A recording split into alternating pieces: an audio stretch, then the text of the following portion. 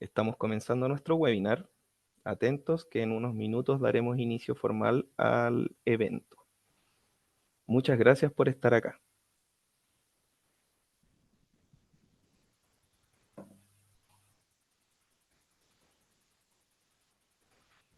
Bueno, para los que se están conectando, mi nombre es Nicolás Figueroa, yo soy anfitrión de este webinar.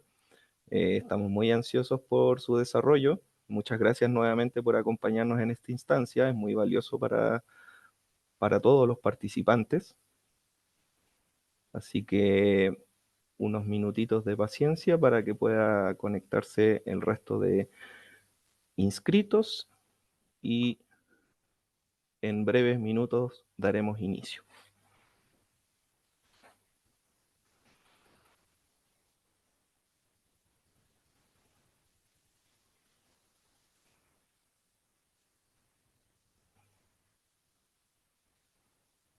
Estamos comenzando nuestro webinar. En breves minutos daremos inicio. Un par de minutitos más para que termine de conectarse la gente y vamos a comenzar.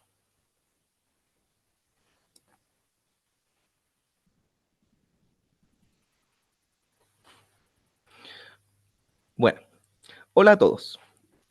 Vamos a dar inicio formal a nuestro webinar. Bienvenidos y gracias por unirse a nuestro webinar de hoy sobre tendencias en gestión del ruido en la industria productiva. Mi nombre es Nicolás Figueroa, soy ingeniero civil acústico y formo parte de Silentium desde hace 10 años. Me desempeño en el área comercial de la compañía desde 2017 y actualmente cumplo el rol de Key Account Manager de Industrias. Yo seré su anfitrión durante esta sesión. Silentium es una empresa líder en soluciones de control de ruido y vibraciones, con más de 26 años de experiencia en el mercado.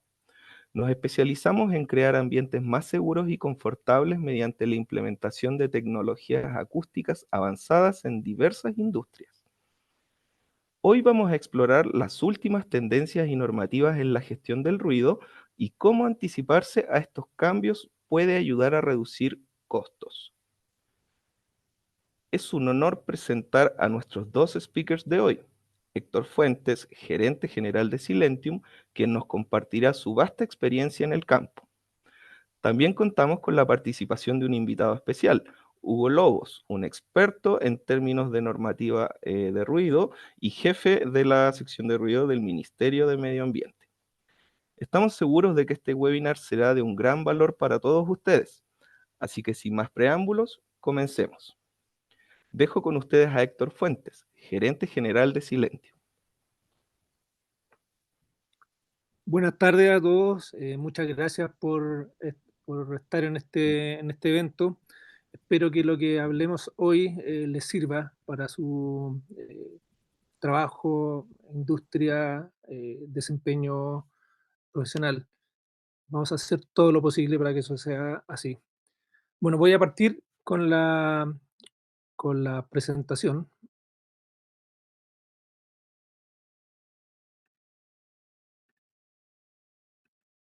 Hoy día vamos a hablar me toca hablar de tres cosas, principalmente. Primero, un poco una introducción a las propiedades del sonido. Luego vamos a hablar de la propagación del sonido, cómo se propaga el sonido en el aire y algunos fundamentos del control de ruido. La primera parte tiene el objetivo de que intentamos todos tengamos un idioma en común de qué se trata el sonido, que para el caso nuestro se trata como ruido. ¿Qué es el sonido? El sonido es una fluctuación de presiones en el aire provocado por la vibración de un objeto que el oído humano lo escucha y lo traduce como algún tipo de sonido. El ruido básicamente se entiende como un sonido que molesta, un sonido molesto.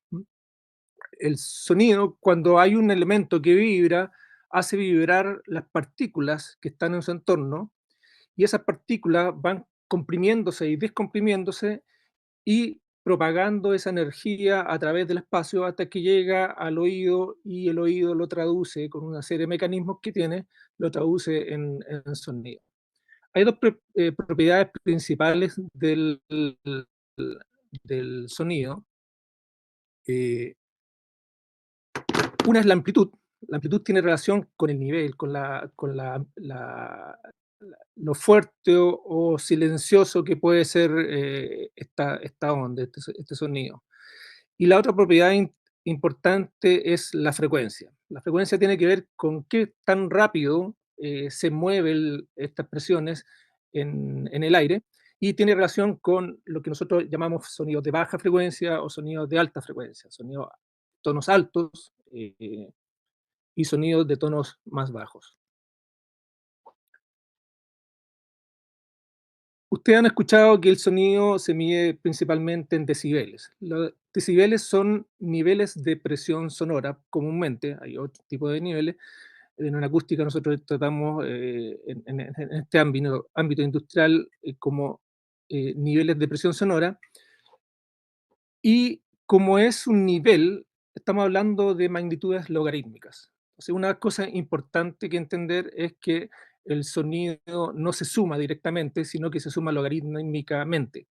Por ejemplo, si tenemos una fuente de 70 decibeles y sumamos dos fuentes idénticas, vamos a tener no 140 decibeles, sino que 73 decibeles. Cada vez que yo duplico una fuente, o dos fuentes que tienen niveles idénticos, yo voy a estar sumando 3 decibeles.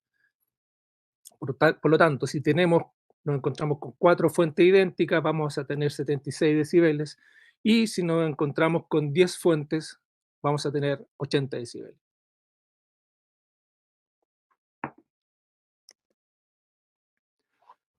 El otro aspecto es la frecuencia. Lo importante de la frecuencia, sobre todo para temas de control de ruido, es que la frecuencia tiene relacionado dimensiones, magnitudes métricas, podríamos decirlo, son dimensiones. Una frecuencia baja, de 100 Hz, puede tener una longitud de onda de 3,4 metros, y una frecuencia media de 1000 Hz ya tiene una longitud mucho más pequeña, de 34 centímetros, 0,34 metros. Esto es muy importante porque la interacción del sonido con las superficies, con los objetos, tiene relación con esta frecuencia, con estas longitudes. Eh, Cuando veamos un poquito más adelante la propagación del sonido, esta es la razón por qué las frecuencias altas se atenúan más fácilmente que las frecuencias bajas, y por qué es más difícil controlar el ruido de una frecuencia baja que de una frecuencia alta.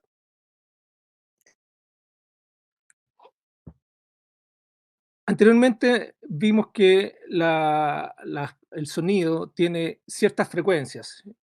En la realidad, los sonidos no son de una sola frecuencia, sino que están compuestos de una multitud de frecuencias. En este momento que yo estoy hablando con una multitud de frecuencias centradas más o menos en cierto rango. Por lo tanto, lo que sucede con el sonido es que esas frecuencias se van sumando, y lo que nosotros hacemos, los acústicos, es determinar las dos propiedades que hablamos recién para cada uno de los ruidos que queremos evaluar. Por un lado, determinamos cuál es la frecuencia y cuál es el nivel que, al que se encuentra esa frecuencia. Esa es una información muy importante para el tratamiento y la evaluación del ruido. Hay diferentes formas de evaluar el ruido o de conocer el ruido. Unas son con determinar específicamente el nivel, la amplitud de ese nivel en cada una de las frecuencias. Eso puede ser muy importante para ciertos tipos de ruidos que están muy centrados en algún pic, en alguna frecuencia específica, compresores, bombas de vacío, por ejemplo, que están centradas en ciertas frecuencias muy específicas. Entonces yo en ese caso tendería a tratar de conocer el ruido más específicamente. Pero hay ruidos que no necesito tanta información, y se han diseñado herramientas que nos permiten conocer más globalmente el sonido, como agrupar esas frecuencias en bandas de tercio de octava, que yo, además están normalizadas. Entonces yo puedo conocer en cada una de esas bandas de tercio o de octava. Una octava, estamos hablando de lo mismo que en la música. Tengo un do, lo toco, la octava siguiente es el mismo do, pero una frecuencia que es el doble de la anterior. De eso estamos hablando. Y las bandas de una octava, cuando los ruidos son más comunes, es suficiente con conocer las bandas de octava. Gran parte de los materiales, de las mediciones, de los software trabajan en bandas de octavas. Si yo quiero trabajar en algo más específico, o voy a la banda de tercera octava, o voy al FFT, que es conocer específicamente en cada frecuencia qué nivel yo tengo del ruido que estoy evaluando. Ahora es muy importante entender que el oído humano, que es el que traduce estas presiones, estas pequeñas variaciones de presiones, escucha diferente para cada una de las frecuencias y además para cada uno de los niveles. A la izquierda podemos ver un gráfico eh, que muestra el umbral audible de un ser humano normal. Todos los seres humanos tenemos diferentes eh, rangos de audición. Algunos escuchan un poco más, son un poco más sensibles en niveles y también en frecuencias. Pero comúnmente un ser humano normal escucha más o menos entre los 20 Hz y los 20 kHz de frecuencia. Y a partir de los 0 decibeles, que sería el nivel de ruido más bajo que podría escuchar un ser humano.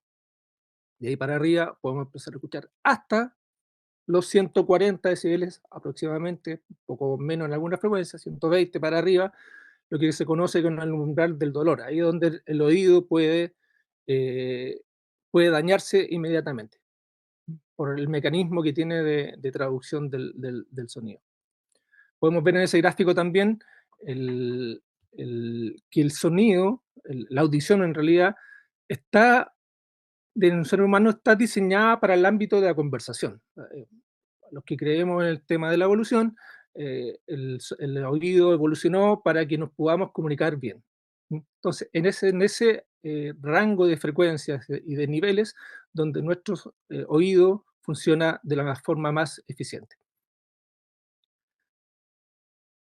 Cuando los acústicos empezaron en realidad a ver cómo evaluar los sonidos y cómo impactaba el sonido en el ser humano, eh, trataron de simplificar el análisis y tomaron esta especialidad del oído humano, esta particularidad del oído humano, y simplificaron la forma en que escuchaba el ser humano e inventaron algunas curvas.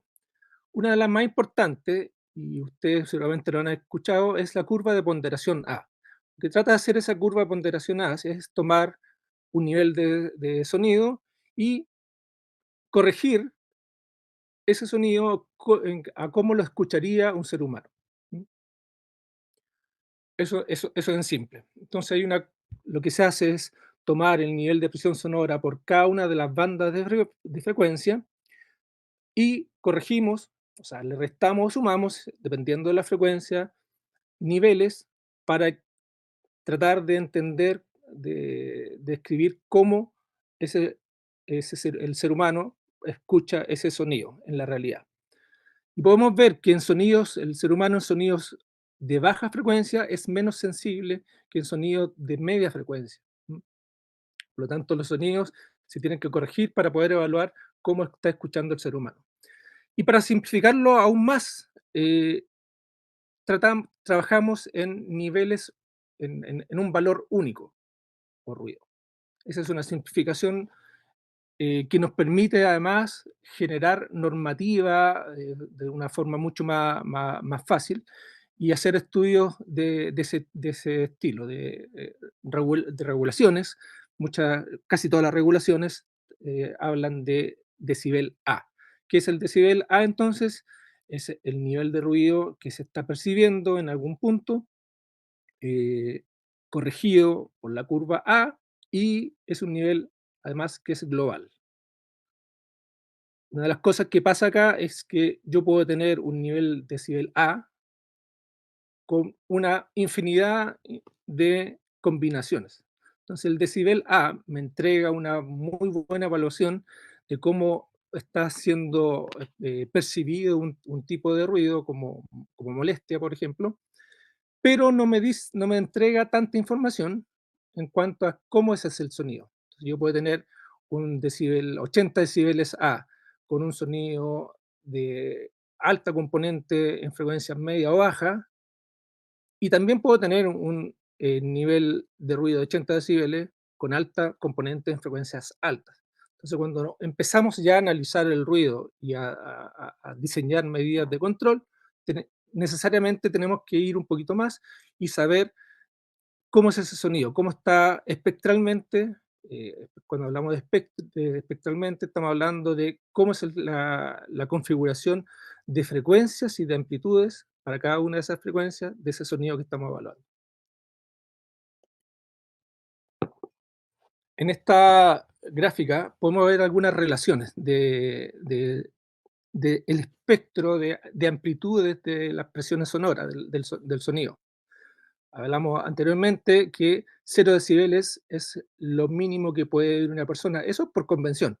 Eh, no quiero meterme en matemática, pero es una convención. El 0 decibeles es eh, lo que el nivel mínimo que podría escuchar una persona. Probablemente hay personas que escuchan un poquito menos de eso, pero deben ser muy pocas. Lo general es que las personas escuchemos un poco más de eso, a partir de los 5 o 10 decibeles. Ustedes se hacen algunas pruebas de audiometría, le van a entregar la curva de cómo está escuchando su oído. Una habitación silenciosa, un lugar que le llamamos silencioso, donde uno escucha cualquier cosita, son más o menos 30 decibeles.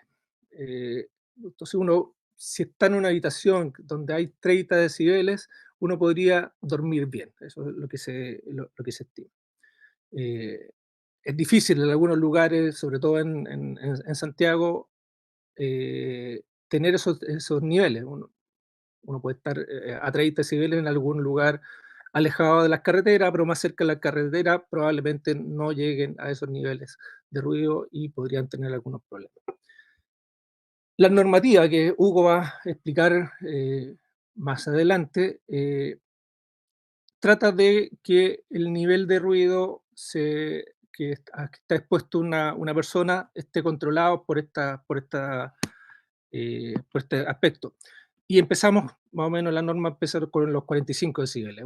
Un sector residencial en el exterior de una habitación, de una casa, no deberían haber más de 45 decibeles para asegurar que una persona pueda dormir bien en el límite nocturno. El límite diurno sube 10 decibeles. ¿Por qué? Porque hay más ruido ambiente y la persona no necesita tanto, eh, por lo general no está durmiendo. En sectores industriales, la normativa llega a un máximo de 70 decibeles. Ya sobre los 80 decibeles podemos tener problemas de daño auditivo. Por lo tanto, hay otras regulaciones que en el caso de ambientes laborales limita a 85 decibeles, incluso sobre 80 empezamos a capturar dosis de ruido para evitar que una persona esté sobreexpuesta y tenga sordera anticipada, hipoacusia. Un concierto de rock, yo he estado en algunos conciertos y he medido 110 decibeles o más, y ese es un nivel de ruido muy alto, estaba muy cerca del umbral del dolor. Y el umbral del dolor es donde el oído puede ser dañado inmediatamente. Ahora, ya sabemos un poco de qué se trata el sonido. Lo otro importante para diseños de ingeniería en control de ruido es saber cómo se propaga el sonido.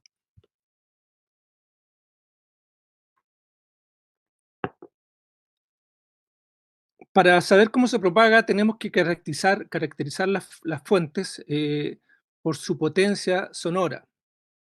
La potencia sonora es equivalente a un radiador de calor. Si tenemos una estufa, nosotros medimos que esa estufa genera tantos watts de potencia calórica, y un termómetro va a medir diferentes temperaturas dependiendo de qué tan lejos o cerca estemos de esa estufa, y eh, cuáles serán las características de la habitación o del lugar donde estemos.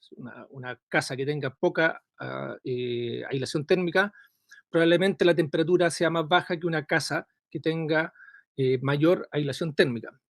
Lo mismo ocurre con el sonido. Tenemos una fuente de generación de sonido que se puede caracterizar por su potencia sonora, y el nivel de presión sonora que yo mida va a depender de qué tan lejos esté de esa fuente de sonido y las propiedades del entorno. Si estamos en una habitación, va a depender de las características de los materiales que tiene esa sala. Si estamos hablando de salas muy duras de concreto, por ejemplo, que tienen ventana, que no tienen ningún elemento que pueda absorber sonido, ese sonido seguramente va a ser mucho mayor que una sala con la misma potencia sonora, con la misma fuente, con el micrófono puesto a la misma distancia, que una sala que tiene materiales absorbentes como alfombra, cortinas, muebles, muebles blandos. ¿Por qué? Porque el sonido se va a absorber, al igual que se elimina, tiene pérdida en una fuente calórica, en el sonido es algo similar. Imaginemos que el sonido se propaga como cuando uno infla un globo. Está generando un sonido y las paredes del globo se empiezan a agrandar, el globo se agranda y las paredes se empiezan a debilitar, se empiezan a angostar. Lo mismo pasa con el sonido. Tenemos una sola energía que se va propagando como un globo, y a medida que el globo, que las distancias se aumentan, estas paredes, el sonido empieza, la presión sonora empieza a disminuir. Tenemos que tener la misma energía, pero en una superficie más grande. Para caracterizar adecuadamente las fuentes, nosotros tenemos que definir qué tipo de fuente es. Y en control de ruido trabajamos básicamente con tres tipos de fuentes. Una fuente puntual, que es una fuente pequeña en relación con la distancia de observación. Imagínense un puntito, un globito chico, que lo vamos inflando. Eh, y así, si estamos evaluando en distancias lejanas o muy grandes comparada con las dimensiones de una fuente, de un compresor, alguna fuente sonora, nosotros podríamos decir que esa fuente es equivalente a una fuente puntual. Pero hay otros tipos de fuentes que son diferentes. Por ejemplo, una fuente lineal. Eso ya se parece a una carretera, por ejemplo, o un piping. Nosotros podríamos decir que un piping o una carretera es más parecida a una fuente lineal, propaga de otra forma. Y la mayoría de las fuentes no son ni una de las otras, sino que son fuentes planas, fuentes que tienen ciertas dimensiones, eh, pueden ser más altas que bajas. Lo importante de esto es que una fuente puntual tenemos una relación de cada vez que nosotros duplicamos la distancia, vamos a tener una reducción de 6 decibeles. O sea, si nosotros estamos midiendo a 10 metros de una fuente, medimos 100 decibeles, a, a 20 metros vamos a medir 94 decibeles aproximadamente. En una fuente lineal, eso es, cuando estamos cerca de esa fuente, ya no son 6 decibeles, sino que son 3 decibeles de reducción por cada duplicación de la distancia, y eso va a depender de la longitud de esa fuente. En una carretera con un vehículo pasando constantemente, se puede ser equivalente a una fuente lineal muy larga. Por lo tanto, a distancias cercanas a una carretera, la propagación es a razón de 3 decibeles de reducción por cada vez que yo duplico la distancia de observación. Después de ciertas dimensiones, cuando estamos muy lejos de una carretera o de una fuente lineal, ya eso se empieza a comportar como una fuente puntual. Entonces eso también es muy importante tenerlo claro. Lo mismo que una fuente plana. Primero hay ciertas distancias donde esa fuente, básicamente no tenemos eh, diferencias de nociones por propagación. Después se podría convertir en una fuente lineal y posteriormente en una fuente puntual cuando estamos en distancias muy largas. Entonces, si nosotros tomamos una fuente, una planta productiva, lo que tenemos que hacer es hacer las equivalencias adecuadas, ver cuáles son las fuentes, a cuál de esas fuentes se puede parecer más. Por ejemplo, una chimenea a unas ciertas distancias podrían ser muy parecidas a una fuente puntual, por lo tanto se modela, se calcula, se estima como una fuente puntual. Por lo tanto, a razón de 6 decibeles por cada duplicación de la distancia. Si estamos hablando de una cañería, un piping largo, una fuente lineal.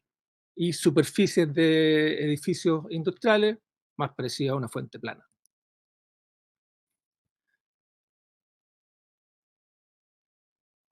Durante la propagación del ruido, pueden haber obstáculos. Y uno de los obstáculos más recurrentes son las barreras. Una barrera acústica que puede ser un panel o también un edificio. Un edificio eh, que le opone alguna resistencia al paso del sonido. La atenuación de esa barrera, de una barrera acústica, es por difracción. Cuando el sonido llega a ese punto, punto superior de esa barrera, el sonido se difracta y se generan zonas de sombras acústicas. En la imagen de arriba podemos ver el rojo es el nivel más alto y el verde el nivel más bajo, cómo se propagaría un sonido en distancia cuando se enfrenta a una barrera. Entonces, ustedes pueden ver que la parte superior hay una especie de corte donde el sonido empieza a atenuarse a raíz de esa barrera. En la imagen de abajo podemos ver cuál es el efecto de esa barrera. Entonces, por ejemplo, en la imagen inferior hay un sector verde que es el sector de mayor sombra acústica. Todo eso es necesario tenerlo en cuenta para poder evaluar el efecto de una barrera. Ahora, las barreras, como funcionan como difracción, son elementos que tienen atenuación bien limitada, que lo vamos a ver un poquito más adelante. Cuando nosotros tenemos que enfrentarnos a un problema de control de ruido, de un área industrial, nosotros tenemos que caracterizar cada una de las fuentes que están influyendo en el ruido del receptor. Entonces tenemos que hacer gráficos como de este tipo, identificar cada una de las fuentes, saber por dónde esa fuente se está propagando. Puede ser un camino que es directo, con lo que hablamos recién, la propagación directa por el aire.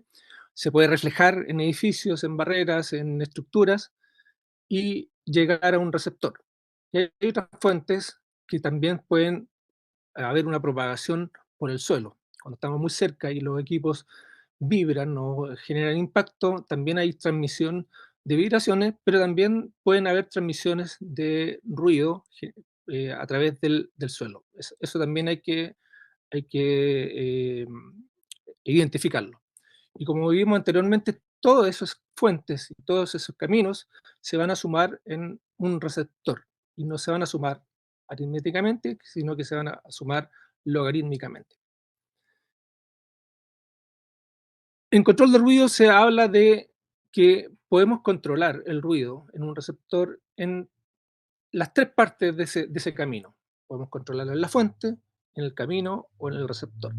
En la fuente, ¿cómo lo podemos controlar?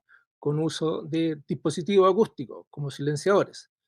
También podemos relocalizar esas fuentes. Ahí podemos ganar por distancia, por obstáculos, eh,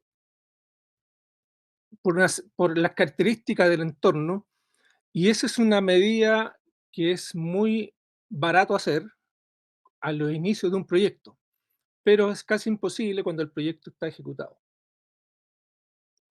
Entonces, cuando nos enfrentamos a un proyecto nuevo, es una de las cosas que hay que analizar, si es que una fuente se puede relocalizar para que no sea necesario, o si es necesario alguna medida de control de ruido, sea lo mínimo posible. También podemos limitar periodos de operación, porque como hemos visto, y como vamos a ver más adelante con Hugo, el horario de funcionamiento de una planta, de una fuente, eh, varía la regulación si estamos en un horario diurno que nocturno. Entonces, si hay fuentes que se pueden apagar o se pueden controlar operativamente en la noche, es una de las medidas que se puede hacer. Podemos o apagar una fuente en horario nocturno o reducir su funcionamiento en horario nocturno para poder eh, provocar alguna reducción en el receptor. También cambio de tecnología. Hay, Hoy día, más que nunca, hay nueva tecnología para equipos, donde uno cambiando, por ejemplo, el aspa de unos ventiladores podría reducir el ruido de una fuente. En el caso de la transmisión por el camino, con el control de vibraciones, se podrían lograr reducción de ruido, o también por el uso o la construcción de trincheras, zanjas en el camino que tienen que estar bien calculadas para que produzcan alguna atenuación hacia el receptor. En el camino ya, ya no estamos en la fuente, sino que estamos en la propagación, y lo principal ahí son, o podemos hacer encierros, o pantalla acústica, o barreras, o agregar superficies absorbentes para que la parte reflejada del sonido eh, disminuida. En el receptor también se pueden hacer cosas. La normativa, la regulación chilena no la considera, por tanto no voy a meterme en ese tema por ahora. Otra cosa que hay que tener claro en una medida, en un proyecto de control de ruido, es que las soluciones tienen límites de atenuación. Si nosotros tenemos una fuente que está radiando hacia un receptor y nosotros instalamos una barrera, la barrera, como funciona como difracción, tiene una atenuación máxima posible. En la teoría son 25 decibeles, pero en la práctica no debería esperar más de 10-15 decibeles. Si uno necesita más de esa atenuación, uno ya debería hacer una medida de control de ruido más importante, como hacer un encierro de esa fuente. Y incluso controlar las vibraciones que está emitiendo esa fuente para no tener transmisión por vía estructural. Con una barrera, cuando estamos sobre los 10 decibeles, hay que poner ojo, y sobre eso, si nosotros hacemos un encierro acústico, es muy difícil lograr una atenuación mayor a 30 decibeles. Se puede, nosotros hemos logrado hasta 50 decibeles, pero ya con una medida muy específica. 45 decibeles es como el límite de una medida normal de atenuación de ruido. Lo mismo que nosotros hemos encontrado también que una de las cosas que nos piden los clientes: ¿qué pasa si nosotros cambiamos la dirección de una fuente, de un piping o de una descarga de un ventilador? Eso también está limitada por difracción. Por lo tanto, va a depender del tamaño de ese ducto o de esa fuente. Y cuando necesita más de 5 decibeles, es probable que una medida de ese tipo no funcione. Por lo tanto, habría que pensar en una solución un poco más compleja, como un encierro. Como los niveles se suman también logarítmicamente, cuando uno empieza a meter, o son mucho más fuentes las que hay en un problema, eh, hay que determinar cómo se van sumando. No solamente el nivel de ruido que yo tengo total, el que está percibiendo la persona, sino que con cuánto nivel de ruido llegó cada una de las fuentes que yo identifiqué a ese receptor para poder diseñar cuánto es lo que se necesita atenuar por cada una de esas fuentes, incluso cuánto es posible atenuar por cada una de esas fuentes. Entonces tenemos este ejemplo de una persona que está percibiendo 52 dBA y ese 52 dBA se produce por dos fuentes, está generado por dos fuentes, unos ventiladores, un ventilador que emite, está llegando con 39 decibeles al receptor y un chiller que está emitiendo a 52 decibeles en el lugar del receptor. Esos dos niveles van a sumar 52. Si yo hago una medida de control de ruido, por ejemplo, cambio la dirección de los ventiladores, yo podría esperar del orden de los 5 decibeles de reducción, por lo tanto estaría bajando de 39 a 34 la emisión de ese ruido hacia el receptor. Y si yo hago un encierro en el chiller, podría bajar del orden de los 25 decibeles y yo voy a estar bajando de 52 a 27. Y podría tener un nivel de ruido de 32, de 35 decibeles en el receptor. Si ustedes se fijan, estamos, la, la otra complejidad es que las, eh, las reducciones de ruido en la fuente no implican que el nivel de ruido en el receptor sea directamente sea directo. O sea, si yo tengo 5 decibeles en una de las fuentes, 25 decibeles de reducción en otra fuente, pero voy a lograr solamente 17 decibeles en el receptor. Eso es específico para cada una de las situaciones y hay que calcularlo muy bien. Y lo más importante de todo eso es que mientras más fuentes yo me encuentre o tenga que evaluar o en un receptor esté recibiendo sonido de una gran cantidad de fuentes, es más compleja la situación. Por ejemplo, si yo tengo 10 fuentes idénticas de 70 decibeles que están emitiendo 80 decibeles y yo apago una, voy a tener recién una reducción de medio decibel, que es algo que no se persigue. Entonces, mientras más fuentes yo tenga en una planta, en una situación, más difícil va a ser lograr las atenuaciones requeridas o lograr a los niveles requeridos. Y para eso nosotros lo que hacemos es, tenemos una matriz de decisión. Eh, Nosotros tomamos cada una de las fuentes que llegan a un receptor, la caracterizamos de acuerdo las soluciones que se requieren para reducir el ruido, la caracterizamos de acuerdo a su complejidad o costo y de acuerdo a su efectividad. Y la ponemos en una matriz. Las, eh, las soluciones que son fáciles de hacer, menos complejas y son muy efectivas, son decisiones que hay que hacerlas. Las decisiones que son mucho más complejas y son menos efectivas, tratar de evitarlas. Y lo que está en amarillo pueden ahí caer la mayor cantidad de las fuentes en una planta normal y lo que tenemos que hacer es eh, trabajar con el cliente para determinar cuáles son las fuentes posibles de atenuar y hacer un tratamiento.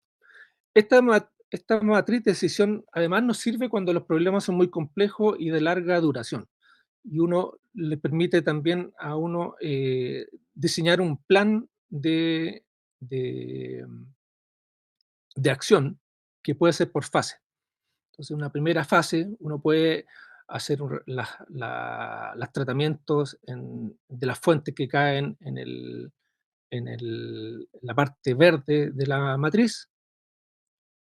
Además, uno, después de hacer esas medidas, uno podría tener la ventaja de evaluar nuevamente, porque además un nivel de ruido eh, varios niveles, varias fuentes que están muy cercanas entre sí, que emiten lo mismo, se van enmascarando una a otra. Una fuente eh, que tiene menos de 10 decibeles de diferencia, pueden que no se sientan. Entonces, al, al- al tomar el plan de acción y dividirlo por fases, nos permitiría reevaluar y ahondar un poco más en cuál es la medida exacta de una fuente que podría estar enmascarada o incluso uno determinar que hay fuentes que no la identificó adecuadamente porque estaban estaban tapadas o enmascaradas por otra fuente que era de nivel superior. Este es el gran trabajo que nosotros tenemos como empresa, que es cómo podemos llegar a un plan de acción eh, que sea factible. Esta matriz nos ayuda mucho en la factibilidad. Y una de las cosas importantes es poder trabajar estas medidas con el cliente, porque nosotros nos pueden ocurrir muchas cosas, pero la factibilidad de una planta, de un problema específico, va a depender de la planta, va a depender del cliente. Nosotros estamos aquí para reducir el ruido, pero no podemos afectar la productividad de una planta, por ejemplo. Entonces, esta fase del diseño es muy importante que los clientes estén comprometidos y podamos conocer muy bien la operación de una planta para poder diseñar un buen plan de acción. Perfecto. Muchas gracias, Héctor, por la exposición. Aprovecho la instancia para invitar a todos los asistentes a que plasmen sus preguntas por escrito en la sección correspondiente que está en la interfaz del evento, ya que al término de este webinar habrá una instancia para aclarar las dudas o inquietudes que nos transmitan. Y sin más preámbulo, invito a Hugo Lobos, jefe sección ruido, Ministerio del Medio Ambiente.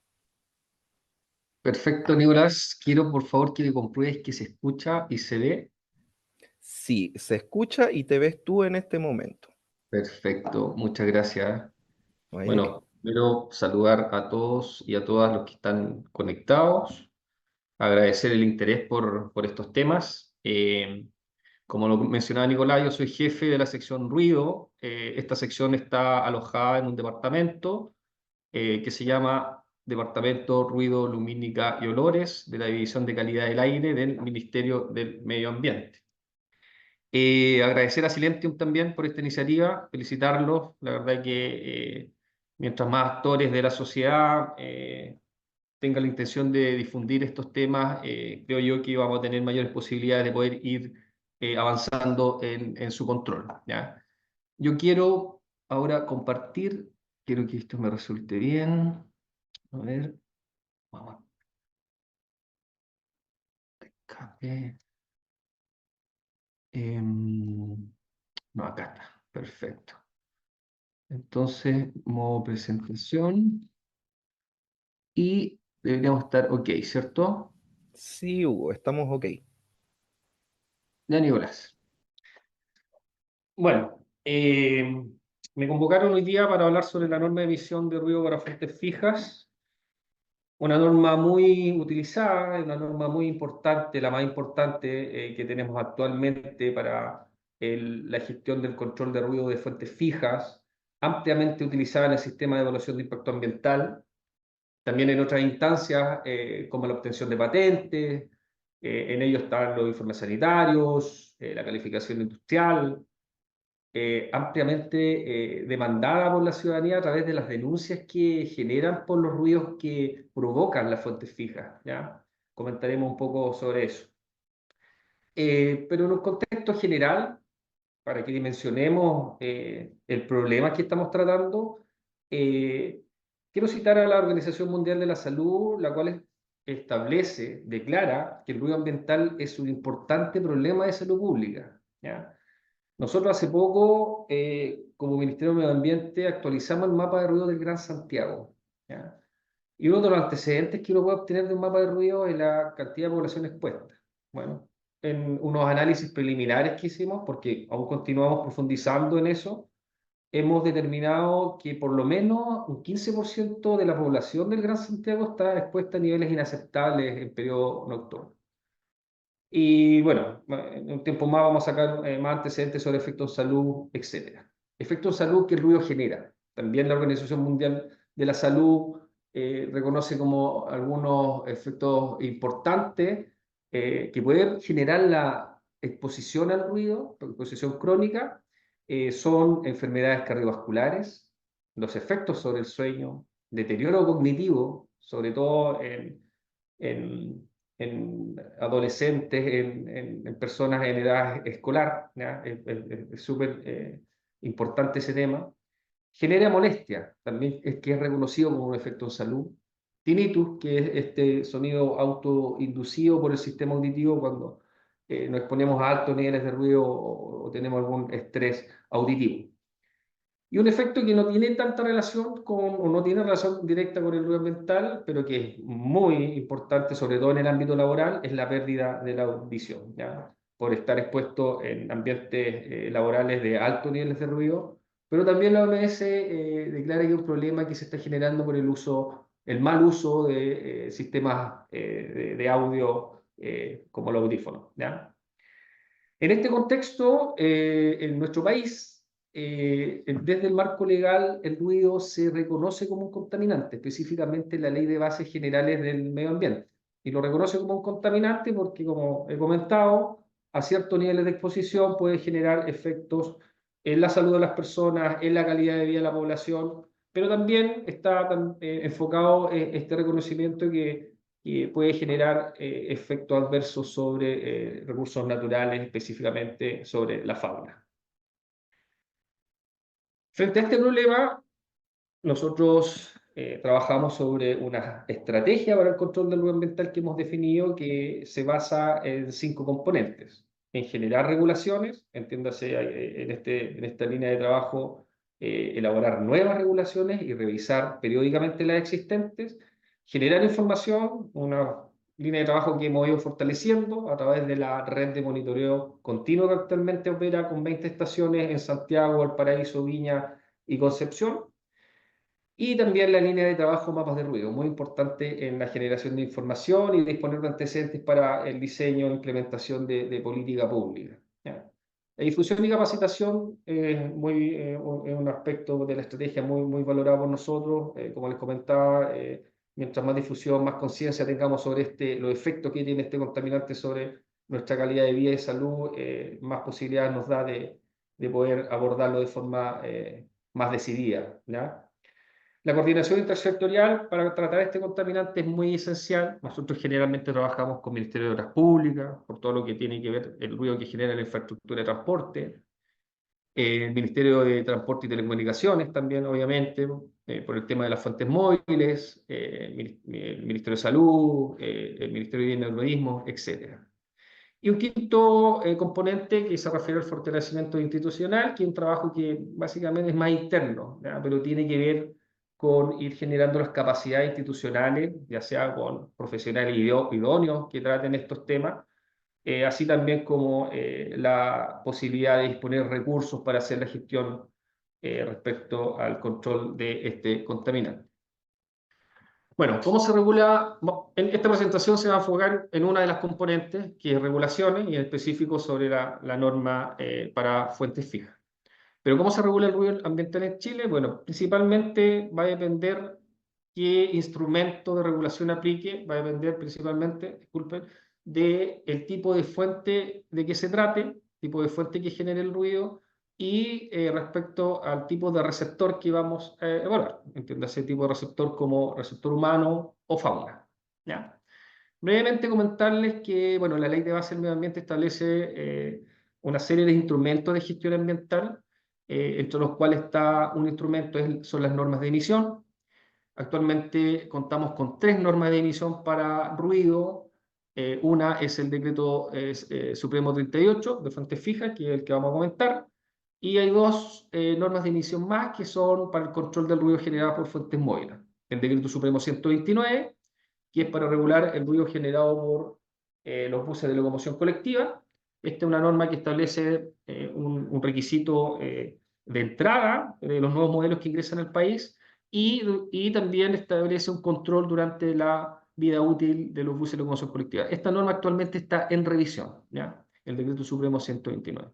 Y tenemos otra norma que es el Decreto Supremo 7, que es una norma de certificación de vehículos que debe cumplir con un estándar respecto también a los nuevos modelos que ingresan al país. Esta norma regula los vehículos livianos, medianos y motocicletas, esa categoría.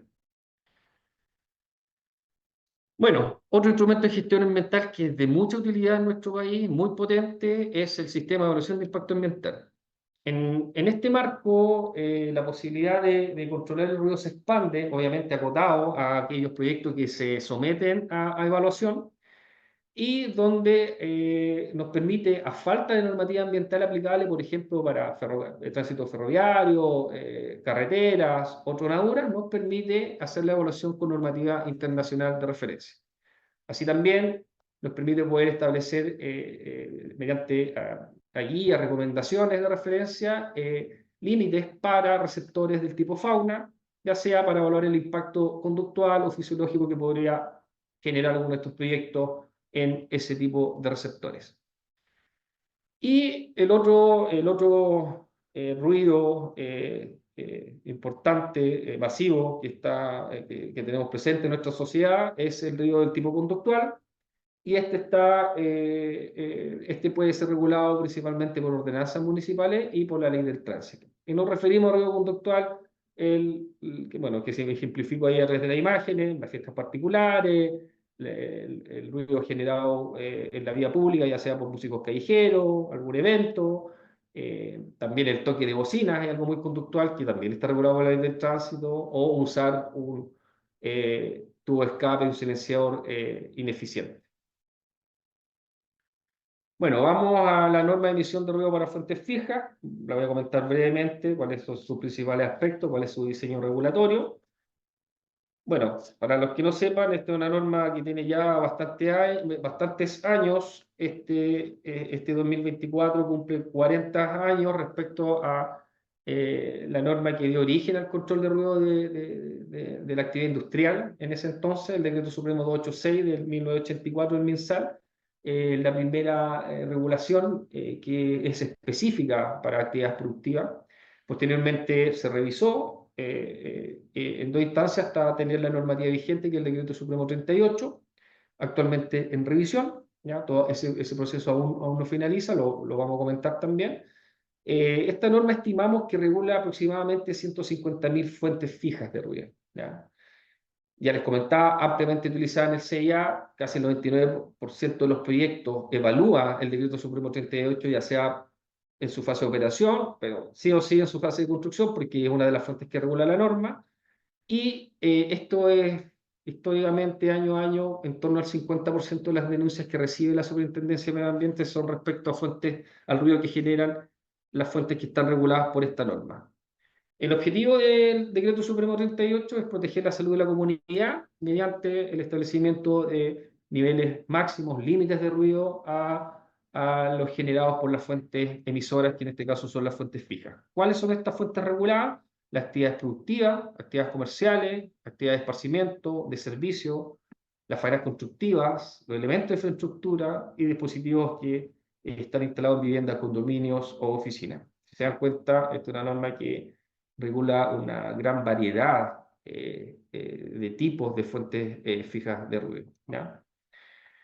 Bueno, ¿cuál es el diseño regulatorio de la norma? Tiene la particularidad, dado su origen, para poder contextualizar y comprender por qué es así, en que esta norma se verifica en la posición del receptor. O sea, todo el ruido que genere una fuente fija en su interior, dentro de su zona de emplazamiento, esos niveles se evalúan en la posición del receptor. Se puede evaluar al exterior o al interior de la edificación que albergue a este receptor. Un receptor puede ser una persona que habite un lugar, resida en un lugar, y también una persona que trabaje en algún lugar.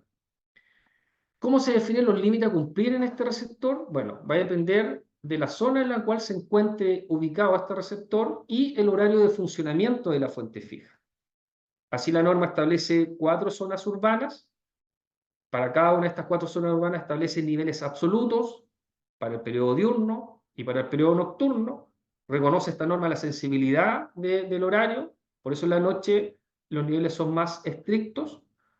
Y también reconoce la sensibilidad territorial de la ubicación del receptor. Así, la zona 1 es una zona muy tranquila, por decirlo en términos generales, netamente residencial. La zona 2 es residencial más un equipamiento, por ejemplo, mixta. Una zona 3 es más mixta aún que la zona 2, residencial, equipamiento, actividades productivas, conjugan en ese tipo de zona varias actividades. Y la zona 4 está definida para reconocer aquellas zonas que son netamente industriales. Hay una quinta zona, que es la zona rural, que es la que se reconoce aquella que está, como aquella que está fuera del límite urbano. Y aquí el límite no es absoluto, sino que es relativo, ¿ya? Y aquí quiero decir con eso que depende de un ruido de fondo, de un nivel de ruido de fondo y que se caracteriza cada vez que yo quiero hacer una evaluación en el receptor que está en zona rural. Entonces, si mido un ruido de fondo en el día de 40 decibeles, le sumo 10 y eso me va a determinar el límite en ese periodo. O sea, 40 más 10, 50. Cabe indicar que eso nunca supera los 65 decibeles, hay un techo superior. Y eso tanto para el día como para la noche. La noche la diferencia es que es más estricto, ese techo es de 50 decibeles. Bueno, pero ¿cómo definimos a qué zona se encuentra el receptor? Estas 4 zonas, 5 zonas, 4 zonas urbanas más una rural que define la norma.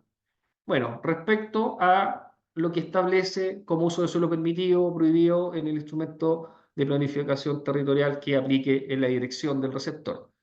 Les voy a mostrar un ejemplo bastante maximalista, exagerado. Aquí combino todas las posibles zonas ubicación de receptores en todas las zonas que establece la norma.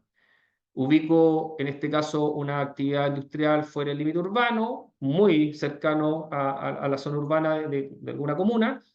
Ubico receptores con diferentes usos de suelo, uno muy residencial, otro más mixto, una zona que establece mixtura entre lo residencial, infraestructura y actividad productiva, y un cuarto que se refiere a una zona netamente industrial. El quinto, si lo ven acá, las R son la ubicación de los receptores, se establece zona rural. Yo hago una lectura a lo que defina el IPT, que puede ser un plan regulador comunal, por ejemplo, un seccional, un intercomunal, según sea el caso, y hago la interpretación de ese uso del suelo y hago lo que denominamos la homologación respecto a las zonas que establece el Decreto Supremo 38. Y en cada caso, bueno, aquí, como les comentaba, a propósito definí para que cada una de esas zonas se defina, aparezca la zona 1, 2, 3 y 4.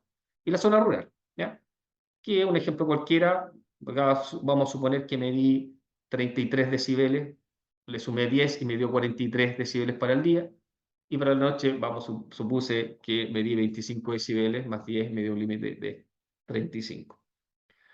Bueno, ¿cómo verificamos el cumplimiento de la norma en cada uno de estos receptores o en cualquier receptor? Bueno, primero tenemos que tener presente que establece un criterio de evaluación, que es verificar la norma respecto a la mayor emisión que se perciba en el receptor.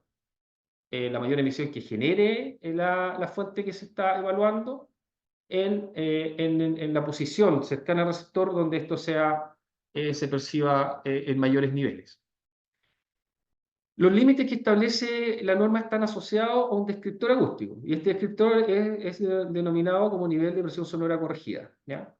Este nivel de presión sonora corregida se obtiene con muestras de 1 minuto de medición, que para el exterior son 3 muestras de 1 minuto de medición, cuando hago la evaluación al exterior de la edificación del receptor, y cuando lo hago al interior son 9 muestras de 1 minuto de medición. Dependiendo de los valores que me dé, me quedo con el nivel sonoro continuo equivalente ese minuto o el nivel sonoro máximo, ¿ya?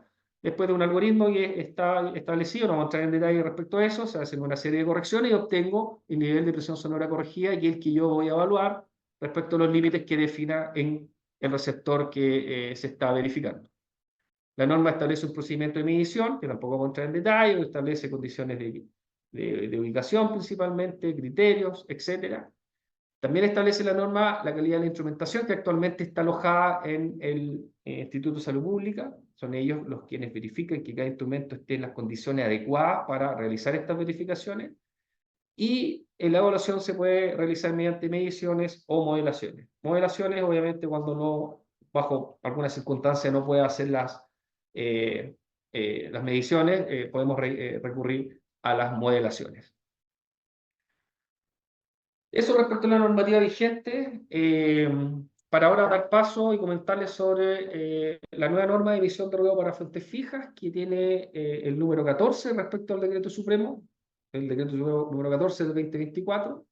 Actualmente está en trámite el trámite administrativo, está la Secretaría, el Ministerio de Secretaría General de la Presidencia. A grandes rasgos, al final de la presentación les voy a mostrar un esquema para que más o menos tengan dimensionado todo el proceso que hay involucrado respecto a la revisión de una norma, que es equivalente a cuando también se generan nuevas normas, ¿ya? ¿Por qué estamos revisando esta norma? Bueno, porque reglamentariamente cada 5 años deben revisarse las normas ambientales de emisión, ¿ya? El objetivo de esta revisión que se planteó, se definió al principio, fue reconocer que la norma tenía oportunidad de mejora y lo que necesitaba es dar más certeza técnica y jurídica. En este contexto se mejoraron los métodos de medición y la forma de determinar los límites de ruido. Una consideración que tuvimos que expresar en varias instancias del proceso es referida al principio de no regresión, que básicamente es que no podemos retroceder respecto a aquellos derechos que la norma da en protección. No es sencillo, es muy complejo, casi imposible poder desregular algo que actualmente está protegido. Bueno, vamos con la primera modificación. A grandes rasgos, una de las complicaciones que tiene hoy día este proceso de homologación de normas respecto a lo que dice un IPT y respecto a lo que dice la definición de las zonas de la norma, que muchas veces nos encontramos con vacíos, muchas veces nos encontramos con que tenemos que hacer interpretación del uso de suelo definido en un plan regulador, por ejemplo. Y así que en el 2016, en el año 2016, la Superintendencia de Medio Ambiente tuvo que sacar unos criterios de homologación para, dentro de los alcances de esa instancia, pudiera aclarar algunos aspectos para poder hacer con mayor certeza este proceso de homologación, que es muy importante porque debemos definir bien en qué zona está un receptor, porque de eso depende el límite a cumplir. Bueno, ¿qué hicimos?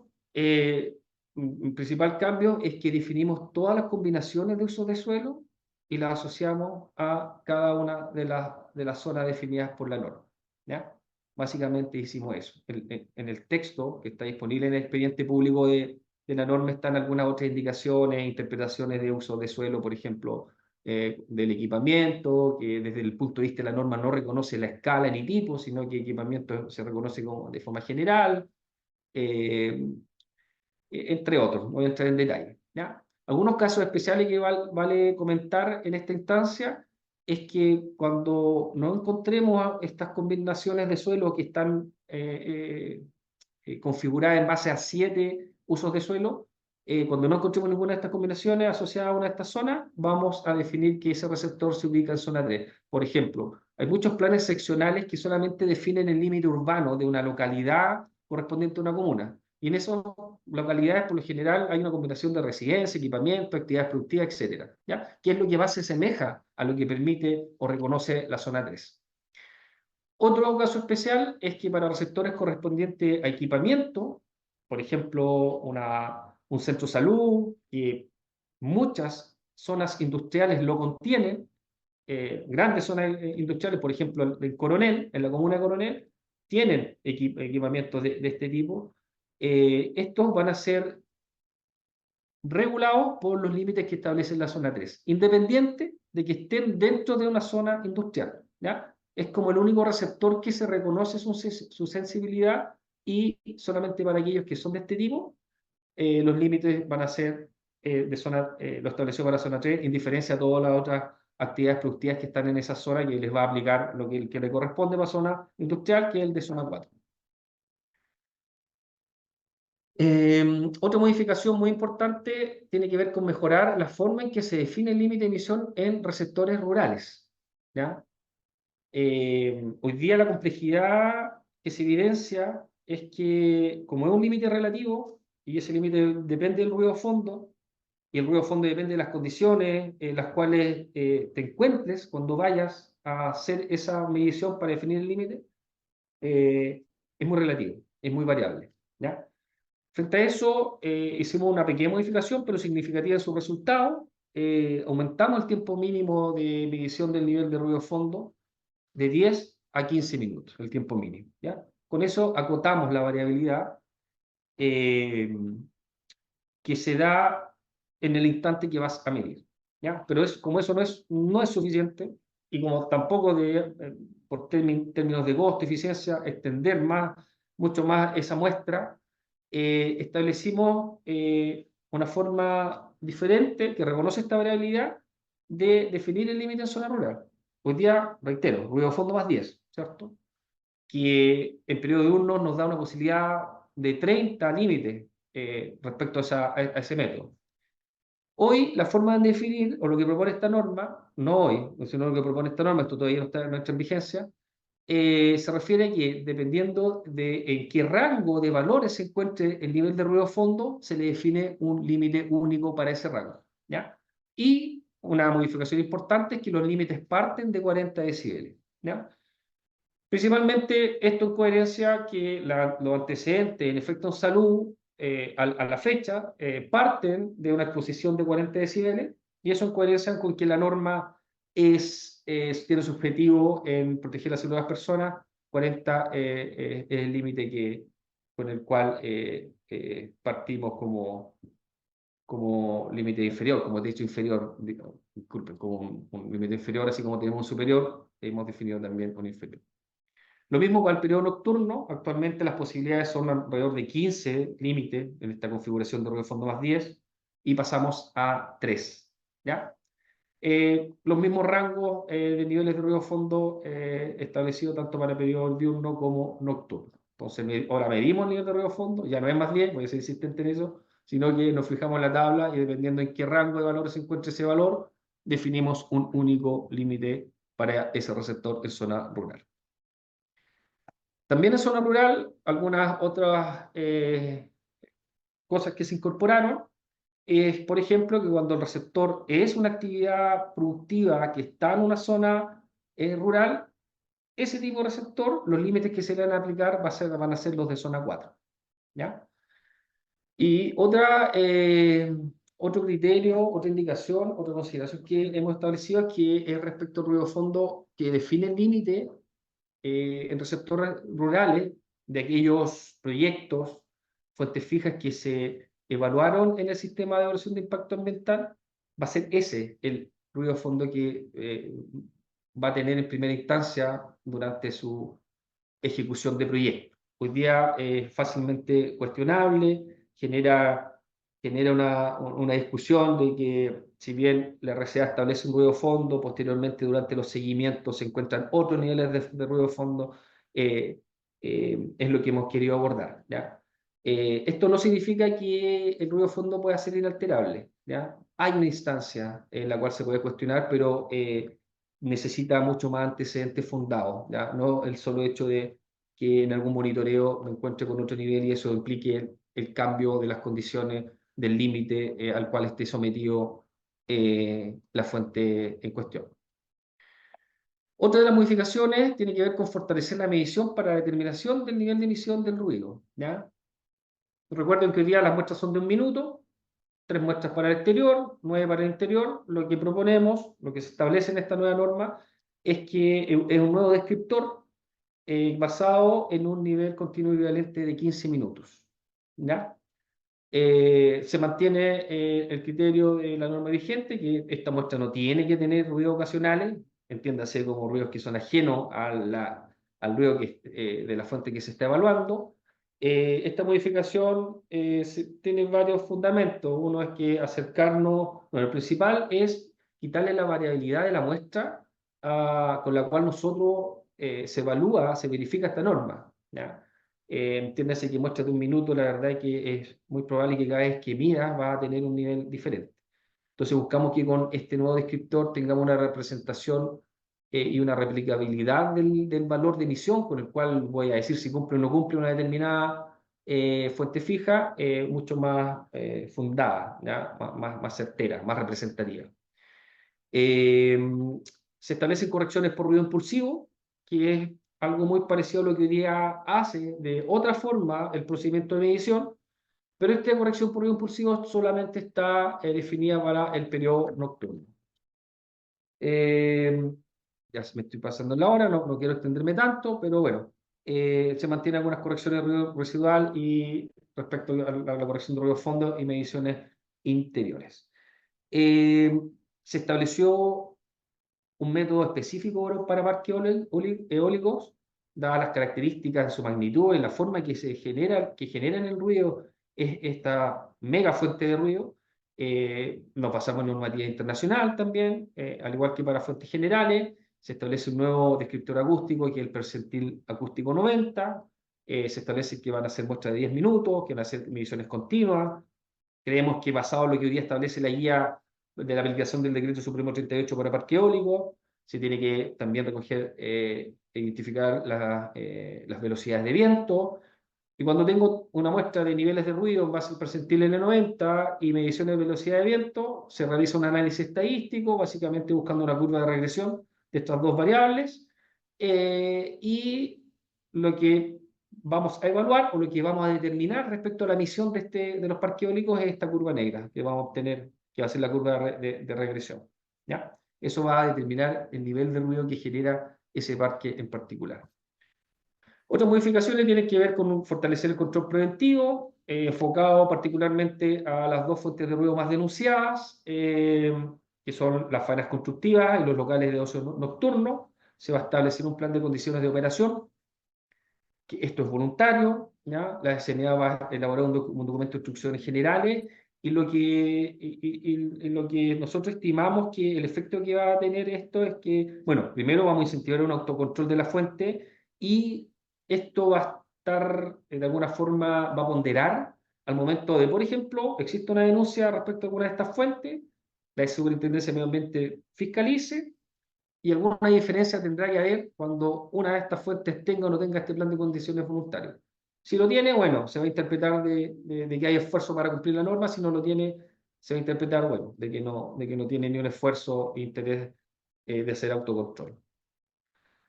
La quinta y última modificación que les voy a comentar es respecto al control municipal. En esta versión de la norma se reconoce la colaboración que puedan tener los municipios a través de sus ordenanzas municipales en el control del ruido de fuentes fijas, no de todas las fuentes fijas que regula la norma, sino que de aquellas de menor magnitud. Y están definidas y se reconocen como las micro y pequeñas empresas correspondientes a actividades de esparcimiento, de servicios comerciales.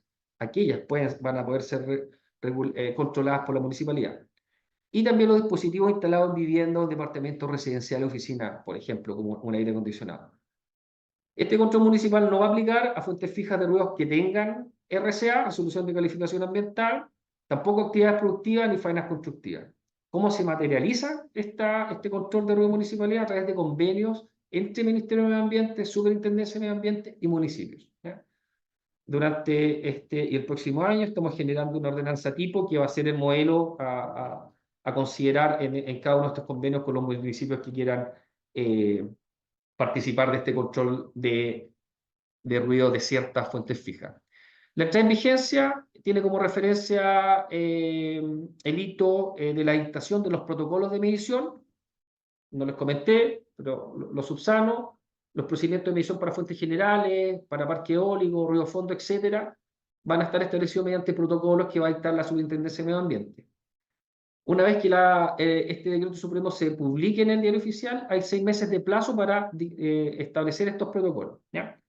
Bueno, la entrada en vigencia está asociada a la dictación de estos protocolos y en general la entrada en vigencia es de 2 años desde la publicación de estos protocolos de medición y modelación, pero hay una salvedad. Para aquellas fuentes fijas, proyectos que correspondan a una fuente regulada por esta norma, que ingresen al sistema de evaluación de impacto ambiental, la entrada en vigencia es 1 año a partir de la publicación de esos protocolos. ¿Ya? Y a modo de comentario, bueno, informativo, no menos importante, es que respecto a la certificación del instrumental, hay una modificación. ¿Ya? No solamente va a estar la posibilidad de que el Instituto de Salud Pública realice este control periódico de calibración del instrumento, del sonómetro y del calibrador. ¿Ya? Está abierto se va a abrir esa posibilidad a la participación de otros laboratorios que estén debidamente certificados. Para aquello, el Ministerio de Salud debe modificar la actual norma técnica que regula ese aspecto de certificación del instrumental, lo cual debe estar listo para cuando se publique el decreto supremo en el diario oficial, ya que está indicado en esta propuesta normativa que respecto a la certificación del instrumental, esto entraría en vigencia desde ese momento, desde esa publicación. Para terminar, solamente para que tengan una noción de en qué parte del proceso estamos, bueno, estamos en el proceso de espera de la firma del presidente de la República, para poder posteriormente entrar a tomar razón en la Contraloría General de la República. Esperamos que esto se concrete este año y ojalá el próximo año esto tome razón para poder publicar este decreto supremo. Tenemos buena expectativa de que esto podría estar ya publicado durante el próximo año. Mientras tanto, estamos en esta labor de elaborar los protocolos de medición, que son varios, no los voy a detallar, pero vale la pena comentar que va a haber una instancia de información pública. Antes de que se dicten, se van a difundir, van a estar a disposición para que puedan revisar y hacer sus comentarios. Y eso, disculpen por el tiempo, no sé si me extendí mucho, pero muchas gracias por su atención. No te preocupes, Hugo, todo excelente. Muchas gracias por la exposición, bien nutrida, eso es lo importante. Enseguida daremos paso a la lectura de las preguntas transmitidas por los asistentes, pero antes los invito a comentarnos a través del chat qué temas les gustaría que abordemos en los próximos webinars. Su opinión es muy valiosa para nosotros, ya que el objetivo principal de la actividad es tratar temas que sean de su interés y utilidad. Dicho esto, doy inicio a la lectura de preguntas. Primera pregunta. ¿Cómo se define el punto de medición en el receptor? Por ejemplo, ¿no es lo mismo medir al interior de una casa que en el patio, ya que esto impacta en la medida de mitigación?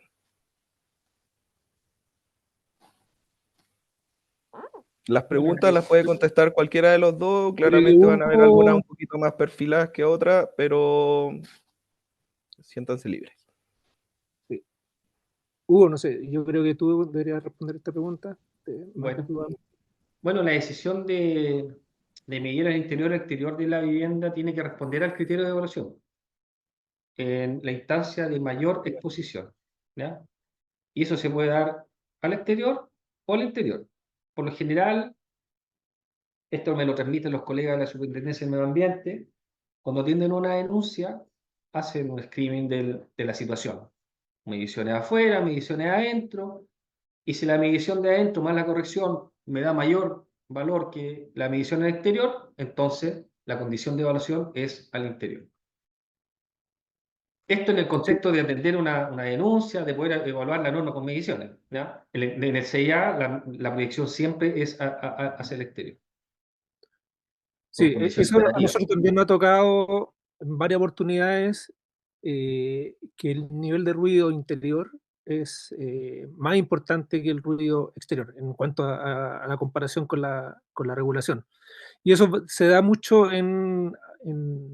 o cuando estamos muy cerca de la fuente o cuando las habitaciones son muy reverberantes, son muy duras. Pasa muchas veces que se producen fenómenos acústicos dentro de una habitación, de una sala, que hace que el nivel de ruido cambie ciertas características y sea mucho más importante, o supere el nivel de ruido adentro, pero no afuera.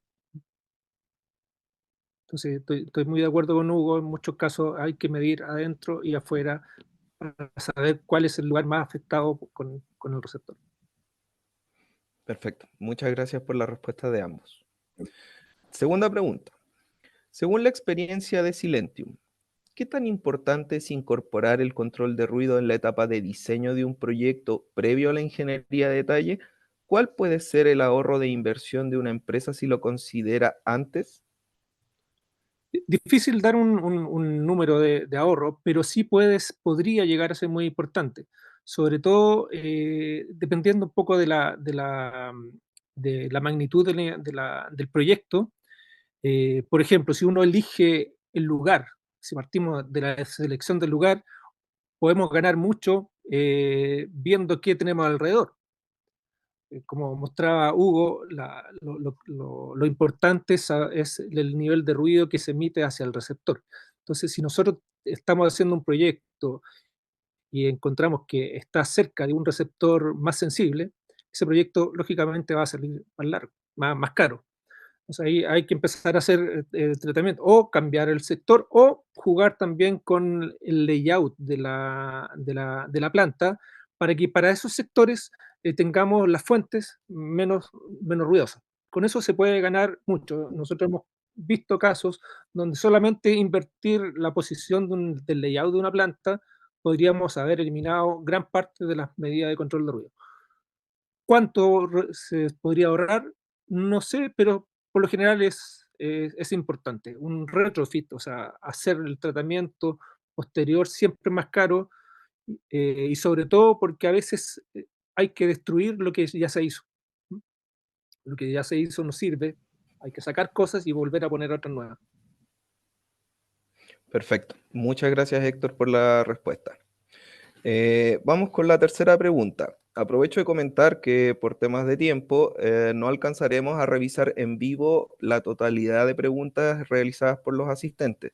Sin embargo, siéntanse tranquilos que todas las preguntas van a ser respondidas de todas maneras. Las que no alcancemos a abordar en vivo en la instancia del webinar serán respondidas de forma directa una vez terminado el evento. La tercera pregunta. ¿Cómo se integra la tecnología de control de ruido en la industria actual y qué innovaciones podemos esperar en los próximos años? Bueno, hoy día la tecnología es muy importante. Nosotros cuando partimos hace más de 25 años, eh, la tecnología que teníamos era básicamente un sonómetro y los primeros pasos de software de modelación, por ejemplo. Hoy día estamos en otra etapa. Hoy día tenemos avances importantes en tecnologías de medición. Nosotros hemos participado este año en varios eventos fuera de Chile, y el último fue un seminario, un congreso en Francia, y ahí se ve que la tecnología en instrumentos de medición está avanzando mucho. Por ejemplo, hoy día están saliendo sonómetros que permiten hacer detección automática de algunas fuentes.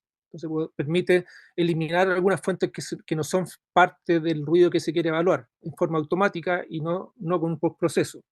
También hay instrumentación que permite eh, medir directivamente el ruido.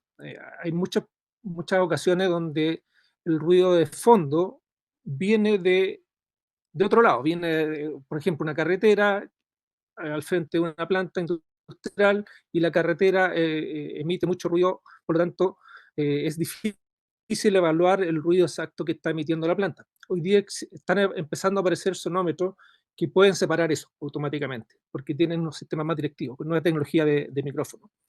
Los software también han avanzado mucho. Hoy día se pueden hacer evaluaciones muy rápidas, sobre todo en el tiempo, se ha ganado mucho. Eh, las cámaras acústicas, son elementos que me permiten visualizar el ruido, cosa que nunca se había podido hacer antes, y esa tecnología está avanzando muy rápidamente. Hoy día ya son elementos que son mucho más baratos, que están teniendo mejores resoluciones. Lo que se está trabajando en el mundo hoy día en control de ruido, en control de sonido, están invirtiendo mucho en investigación de metamateriales, materiales que puedan ser sintonizados adecuadamente para ciertas frecuencias. Hay casi todas las empresas grandes, automotrices, de turbina, están investigando metamateriales para poder reducir ruido también en las fuentes, incluso con los aerogeneradores, están investigando harto. En Silentium estamos avanzando. Nosotros tenemos un departamento de I+D y tenemos un laboratorio y personas dedicadas a eso, y estamos investigando también nuevas soluciones o soluciones adaptadas para el mercado chileno. Eh, Estamos trayendo nuevas tecnologías también de afuera. Uno de los objetivos nuestros es reducir el costo de las soluciones. Entonces, hay tecnologías que están apareciendo que permiten reducir, por ejemplo, la altura de las barreras acústicas con elementos de cancelación. Hay un tema también que se ha tratado, trabajado harto, que es el control activo, eh, pero para el campo nuestro no está muy avanzado, no ha tenido muchas aplicaciones, solamente para temas vehiculares o donde el campo acústico es más controlable. Eso es más o menos cómo está avanzando el mundo en el tema de la tecnología. Yo creo que la inteligencia artificial es un tema que está empezando a aparecer, sobre todo con reconocimiento de sonido, que le va a facilitar el trabajo a los acústicos y a los evaluadores, pero está todavía en desarrollo. Muy rápido. Perfecto. Muchas gracias, Héctor, nuevamente. Bueno, con esto damos por finalizado nuestro primer webinar sobre control de ruido y la normativa asociada. Agradecemos su participación. Hubo una gran convocatoria. Esperamos que el contenido expuesto haya sido de su interés y utilidad. Los invitamos a estar atentos a nuestras redes sociales, ya que prontamente estaremos dando a conocer información sobre el próximo webinar de Silentium. Buenas tardes a todos.